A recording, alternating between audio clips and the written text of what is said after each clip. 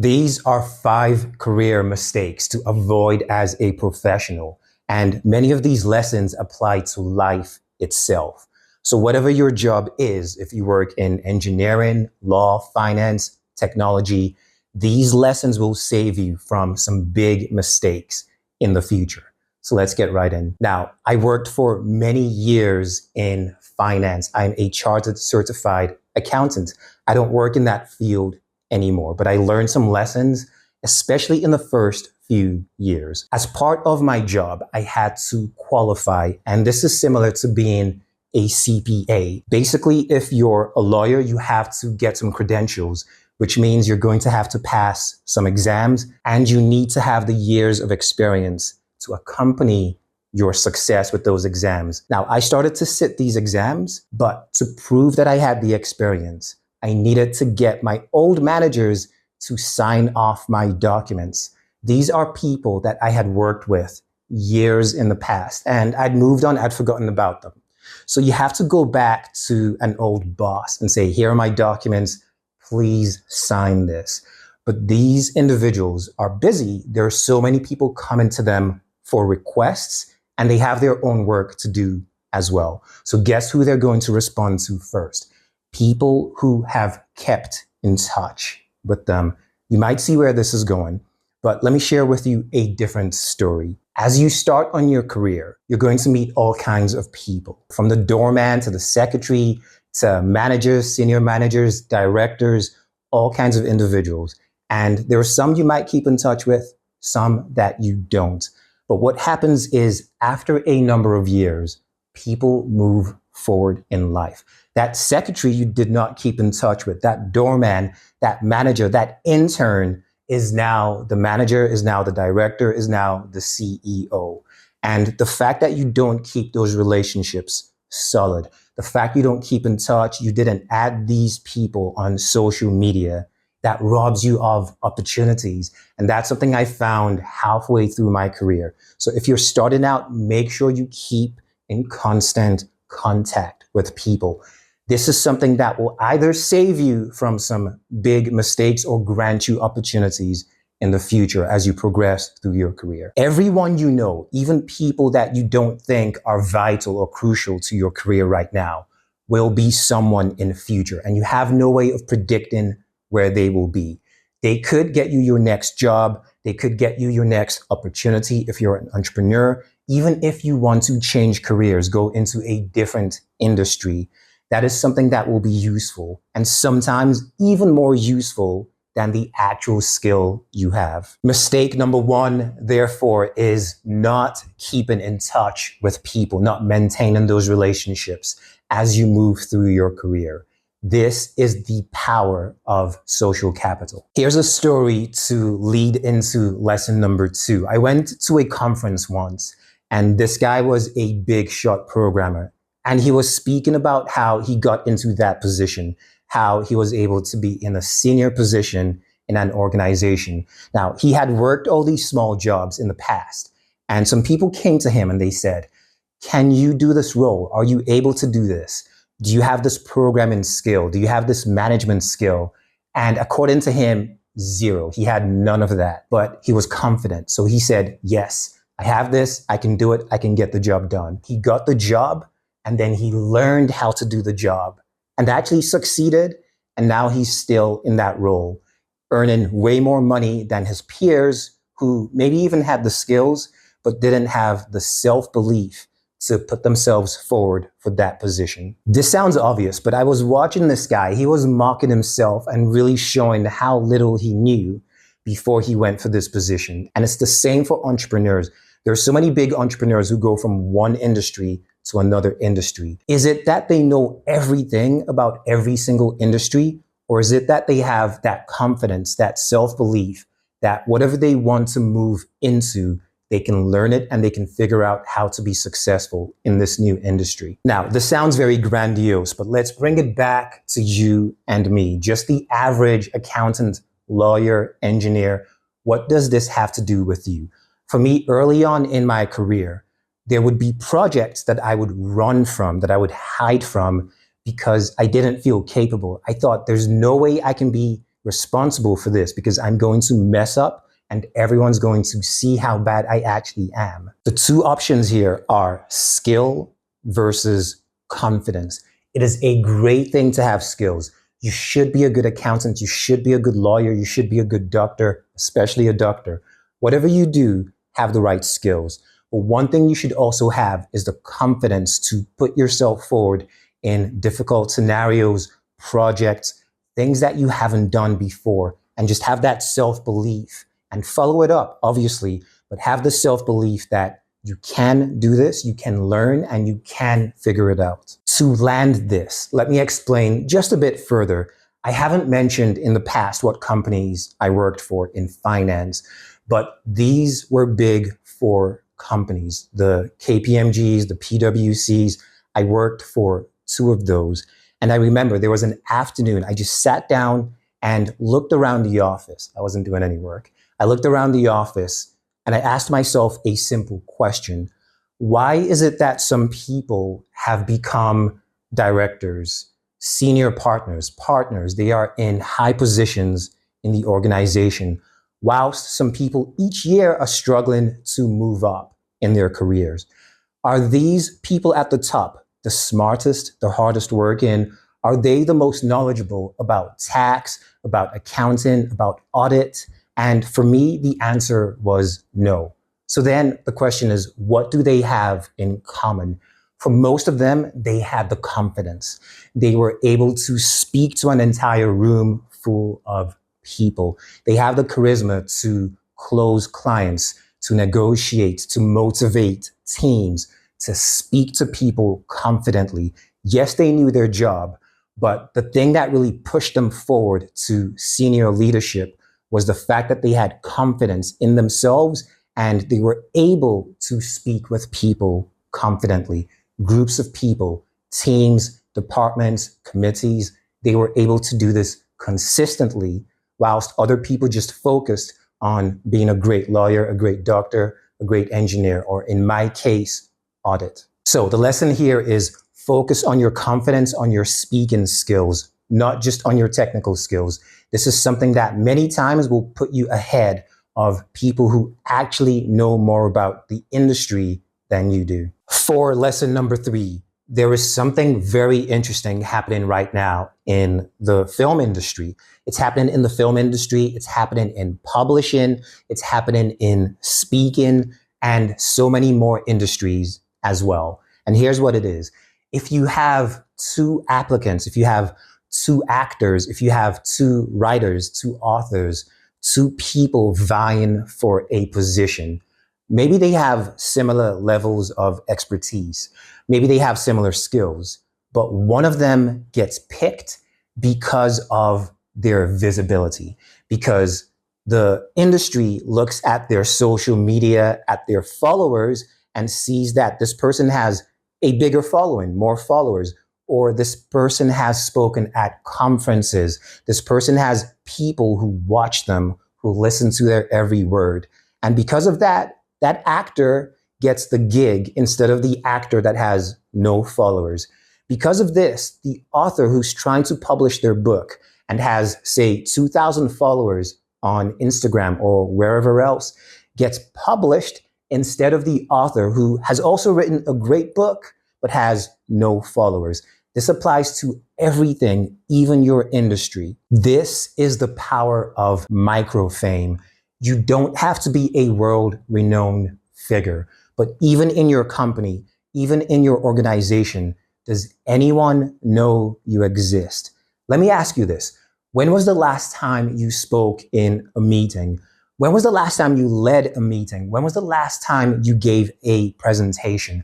When was the last time you stood in front of a room in your company, in your organization, in front of your team or department and shared some valuable insights, some lessons learned from your last project, some suggestions for the next project that your company is about to undertake?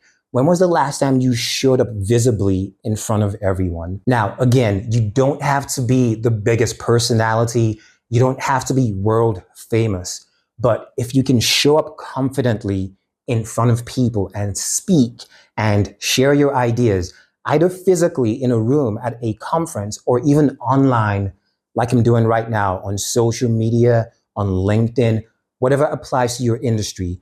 This is a shortcut. This is something that will give you an edge over everyone else that you work with. So simply put, lesson number 3 is to be more visible. When I started out in my career, this was not something I focused on, but you have that lesson now. Don't just listen. Don't just watch this video. Think about opportunities in your job, in your industry, where you can be more visible, where you can speak. Even if it's just 5 people, 10 people, 20 people, 50 people, many times you speak and most people ignore you, but just one key person is inspired by what you say, and that person can make a difference for your career. By the way, if you're watching this and as you hear these words, you're thinking, I'm an introvert. There's no way I'm going to speak in front of a room. There's no way I'm going to be that guy or that girl who speaks out, who gives speeches, presentations, but you know that it's something which is important. It's vital to your career. This is exactly what I help professionals do. I have coached people who are now giving speeches across England in their career. And 12 months before, they were working on a farm. This is an actual example of one of my clients. He speaks in tech. And literally last year, he was a farmer. So he switched careers, but he's not just working in tech. He is a figurehead for AI. That's one person I've worked with. Another one of my clients is someone who was working in sales. This guy was not getting paid a salary, commissions only. He was at the point of being fired because he just couldn't show up confidently on sales calls. We worked together. This guy's now traveling across Europe because he works virtually and he is closing $8,000 each month in commissions, not a salary, just commissions. So aside from this being examples of how I can help you, these are examples of how just confidence and speaking out, being visible can supercharge your career. If you want to make that move and work with me, message me on Instagram. You can find the link in the description below this video or on my bio page on YouTube. Lesson number 4. This one is for you if you hate your job. There's so many people I speak to who are doing things that they don't actually want to do. And this was me at the start of my career as well. And that's fine. Many people find themselves in tricky situations. You're working as a lawyer, you actually want to be a comedian, or you want to be in tech, or you're working in tech, but you would prefer to be an author, you'd prefer to be in a different industry. That's fine. But the mistake here is what you do about this. And this is a mistake I made myself. The mistake is they do not take the steps because they feel it is too late to make that switch, to move to something that they actually care about. For me, the thing I actually loved was tech. And for the longest time, I would say, no, I've already worked in finance for so many years. It is too late to switch to coding. It is too late to switch to tech. And then eventually, after say 6, 7 years in, I started to meet people who were coders, who were programmers, and they only started 2 years before I met them. But already they were earning the same as me just because they made that leap. That is crazy. Or maybe they weren't earning the same as me, but they had made significant strides in their new career, something they only switched to 12 months before, 24 months before, 3 years before. When you've been working in one area of your life, in one career, and you think, oh, it's too late to switch to something new that I actually love, that I actually care about, that is a sunk cost fallacy. Just because you've spent so much time doing the wrong thing doesn't mean you need to be committed, or something you don't love. It doesn't mean you need to be stuck in that thing that isn't right for you. Life is short, life is long. The question is, do you want to spend the rest of your adult years, the rest of your career working in something that you are not fully engaged with? Or are you willing to take that risk? And in this day and age, it's not really a risk if you make the right moves. You don't have to jump, but you can start doing your research. What would it be like if you sent out a few applications? And here's the interesting thing. This ties into lesson number 1, because if you have kept in touch with people at the start of your career, a number of those people will no longer be in the same industry.